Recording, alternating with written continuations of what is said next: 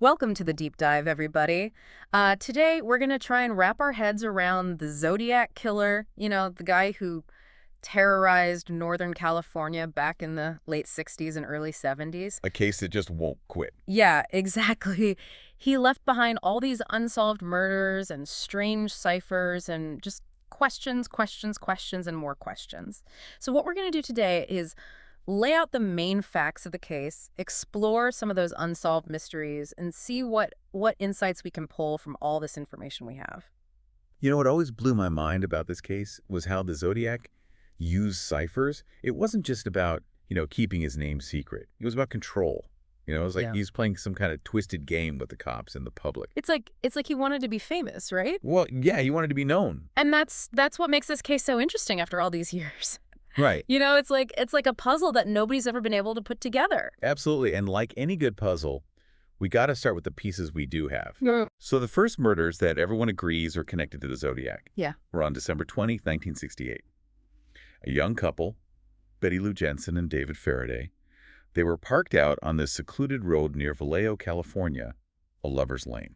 So right off the bat, we've got something that's going to keep popping up in this case, right? The location. You got it. It's like he's targeting a specific kind of victim, which just adds another layer of fear to the whole thing. Totally. And that pattern just keeps going with the next attack just 6 months later, July 4th, 1969. Okay. Darlene Ferrin and Michael McGough attacked the same way, also parked in some out-of-the-way spot. Darlene was killed, but Michael lived. And he was able to give the cops a description of the attacker, which is huge, right? I mean, that's got to be a big piece of the puzzle. It is. Sadly, not enough to crack the case. Oh, right. But it's important to keep in mind this is 1969. Yeah. We didn't have all the fancy forensics they got now. Right. No DNA testing or computers to like cross-reference information and stuff. Exactly. So we have these brutal attacks, a rough idea of what the guy looks like, and then nothing. It's quiet for a few weeks. And then. The Zodiac makes his grand entrance. Right.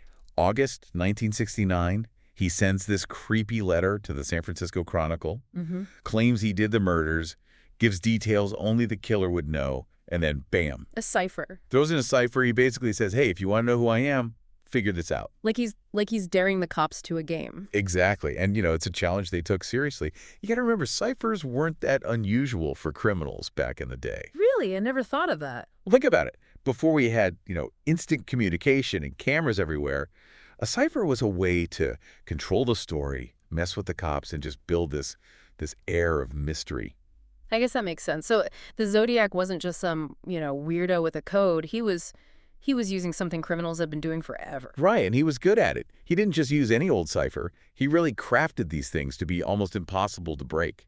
And then, to make things even crazier, he sent parts of the cipher to other newspapers, demanding they put them on the front page. Well, yeah. The pressure must have been insane. Can you imagine the fear people were feeling? Oh, absolutely. And it worked. Mm. Everybody got obsessed with the Zodiac, trying to crack the code, figure out who he was. It was a national obsession. I read somewhere that of all those ciphers he sent out, only one has been solved for sure. Yeah, that's right. And the message, it was chilling.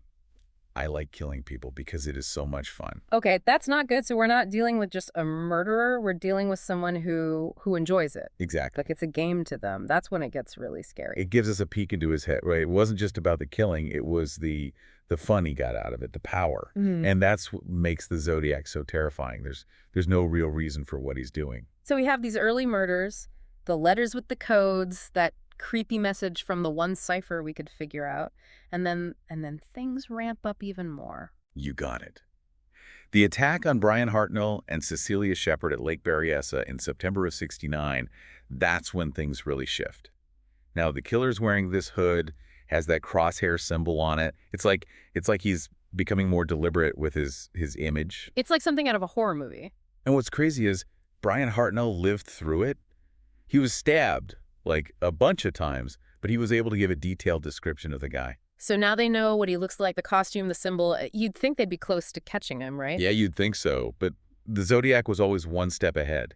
Just a few weeks later, October 11th, 1969, he kills again, this time a cab driver named Paul Stein in San Francisco. And this is where he cuts off a piece of Paul Stein's shirt and sends it to the Chronicle, right? Yep, along with another letter. just taunting everybody. It's not about the murders anymore. It's about him showing how much smarter he is than everyone. Exactly. And as if that wasn't enough, he then threatens to attack a school bus full of kids. That that threat, whether he really meant it or not, it shows how well he understood how to scare people. Right. He knew how to play on people's fears, their worst But nightmares. here's what we have: a serial killer who's not only killing people, he's taunting the cops, the media, everyone with codes and threats, and he's doing it all without ever showing his face. Right. And that brings us to the big question, why? Yeah, what was the Zodiac even trying to do? Was it just the thrill of the chase? Did he want to be famous, or was it something even darker? That's what we're going to dig into next. We'll look at what the investigators did, how they tried to catch him, and why they never could. Welcome back to our deep dive into the Zodiac case. You know, last time we were talking about how the Zodiac had threatened to attack a school bus, remember? I can't even imagine the fear that must have gripped the Bay Area, back then. It's crazy, right? I mean, you have this guy who seems like he can do anything. He's leaving these weird clues, making fun of the cops, and now he's threatening kids. The pressure on the people trying to catch him, the investigators, must have been huge. So what were they even doing to try and catch him? I mean, what did they have back then? Well, they were trying everything, really throwing the whole book at him. Old school detective work, interviewing tons of people, forensic analysis, everything. They even started using these early forms of criminal profiling, which was like a brand new thing back then. Ah, so like trying to figure out what kind of person would do something like this. Exactly. Get inside his head, understand his motives. They were chasing down every little thing, hoping to find something, anything, that would lead them to him. But even with all that, they never got him. Why do you think that is? I mean, is it just the ciphers, the lack of evidence, or was there something else that made this case so hard? It's a tough one. It's definitely a lot of different things all mixed together. I mean, let's start with the Zodiac himself. This was a guy who was really, really careful, really planned things out, chose these, out-of-the-way places for his crimes, wore disguises, didn't leave much evidence. It's almost like he disappeared after each attack. Bit a ghost? Yeah, like a ghost. And you also got to remember, the technology back in the late 60s and early 70s, it wasn't what we have today. Right, no DNA evidence. Exactly, no DNA. Imagine trying to solve a case like this without all the tools we have now. It's amazing they figured out anything. It really is. And don't forget, this was a crazy time in America. The Vietnam War was happening, the civil rights movement. There was so much going on. And then you have this terrifying guy, the Zodiac, taking over the news, and everyone's just glued to it. It's hard to imagine, all that going on at the same time, and then this killer just adding to the chaos. And the media must have been all over this, right? That couldn't have helped the investigators. I mean, all that attention, those crazy theories, it must have made it even harder to focus on the facts. Oh, for sure. The Zodiac case was huge in the media. And that had both, good and bad effects, I guess. I mean, on the one hand, it kept the case alive. People were talking about it. Maybe it even helped get some leads. But then it also led to all this wrong information, crazy theories, and even people trying to copy the Zodiac. It's like he became like a celebrity or something. Exactly. And that's something we'll talk more about later. But for now, let's get back to the investigation itself. So over the years, the cops looked into a lot of different people, some who seem more likely than others. Are there any that really stand out to you? Well, there's Arthur Lee Allen. That case always seemed weird to me. I mean, this guy, he had a watch with that Zodiac symbol. He knew one of the victims, and he had all these weapons and disturbing stuff. Like, it just seemed too perfect. Yeah, he fit the profile in a lot of ways. Right. And a lot of the investigators, for a long time, they thought he was the guy, but they never found any real evidence, fingerprints, DNA. His handwriting didn't match the Zodiac's letters. So another dead end. It's just mind-blowing how the Zodiac was able to stay hidden for so long. It's like he became this almost mythical figure. Yeah, I mean, that's the power of a good mystery, isn't it? Like the Zodiac case, it's like a puzzle that nobody's finished, and people, they just naturally want to solve it. It's just human nature, right? And I think it also plays on our fears a little, reminds us that there's bad stuff in the world that we don't always understand. I think you're onto something there. I mean, we're drawn to these unsolved mysteries. We want to know what happened. But the Zodiac case isn't just a story. It also changed the way crimes are investigated, especially, with forensics and profiling. What were some of the new things that came out of this case? Well, the Zodiac case really pushed things forward. because they needed to figure out those ciphers. Yeah. It led to advancements in, code breaking and all that. And like we were talking about before, the case also helped develop criminal profiling, trying to Mhm. figure out the personality of the killer. So is it weird to say that the Zodiac, even though he did these terrible things, actually helped catch other criminals? It is kind of ironic, right? Yeah. He forced the police to think in new ways and come up with new strategies, and those strategies have actually helped solve, tons of other cases over the years. It's pretty crazy, this guy who was hiding in the shadows actually ended up helping to bring others to justice.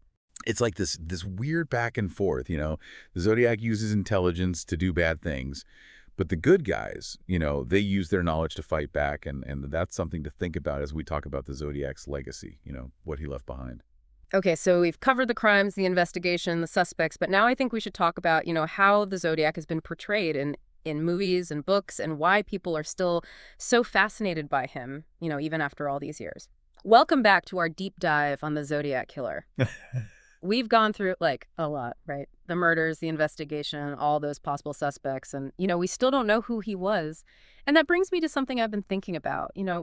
Why are people still so fascinated by this case? I mean, what is it about true crime that just grabs us? Yeah, that's a question that a lot of people have asked, like psychologists, people who study culture. It's not a simple answer. Yeah. I think part of it is just that dark side of human curiosity. We're drawn to the darkness, to the things we don't understand, and we want to look into that darkness and try to figure out why people do awful things. I get that. It's like we're both disgusted and drawn to these stories. It's kind of weird, right? It is weird, but it's also very human. I think these true crime stories, they show us the extremes of what people can do, and they make us face some really hard truths about ourselves, about how vulnerable we are, how fragile life is, and that anyone is capable of evil. It's like a warning, a reminder that the world isn't always safe and things don't always make sense. You got it. And in a world that often feels so out of control, these true crime stories, they can give us this sense of order, even if it's a messed up kind of order. Like when we try to solve the puzzle to get justice, it gives us this feeling of control, even though in reality, we often feel powerless. But with the Zodiac, we never get that closure. He was never caught, and we still don't know who he was. Do you think that makes it scarier, that he just got away with it? Or does it just make him more famous, because of the mystery? That's a really good question. I think it could be both. On the one hand, not knowing, not having those answers, it can be super frustrating. We want justice, we want to see the bad guy pay for what he did, but then, the mystery itself, it can make people keep guessing, keep talking about it. It's like he became like immortal, His story just keeps going because we don't know the ending. Yeah, and that tells us something about how much we need stories. Stories to help us understand the world, especially the really tough stuff like, evil, random violence, the Zodiac case with all the twists and turns, the codes, the threats. It's like a perfect story. We just can't help but try to finish it, even if we know we might never get the ending. So what's the takeaway here? I mean, we've looked at all the facts, the different theories, how it's affected culture, but the Zodiac's real identity is still a huge question mark. And maybe that's the scariest part. The Zodiac might be gone, but he still kind of hangs over us like a shadow. It's a reminder that even with all the technology we have now, some mysteries might just never be solved. But that doesn't mean we should stop looking, stop asking questions. And that's what I find so interesting about this case and about true crime in general. It reminds us that the search for the truth never really ends. It's a journey, and you're never sure where it'll lead you. That's a great way to put it, and I think that's what we're left with after looking into the Zodiac Killer. It's not just about the crimes or the mystery. It's about that human need to understand the darkness, to face what we don't know, and to keep searching for answers, even when it seems like we'll never find them. Well, that about wraps up our deep dive into the Zodiac Killer. As you go about your day, remember the Zodiac, think about the fact that there are mysteries all around us, some solved, some not.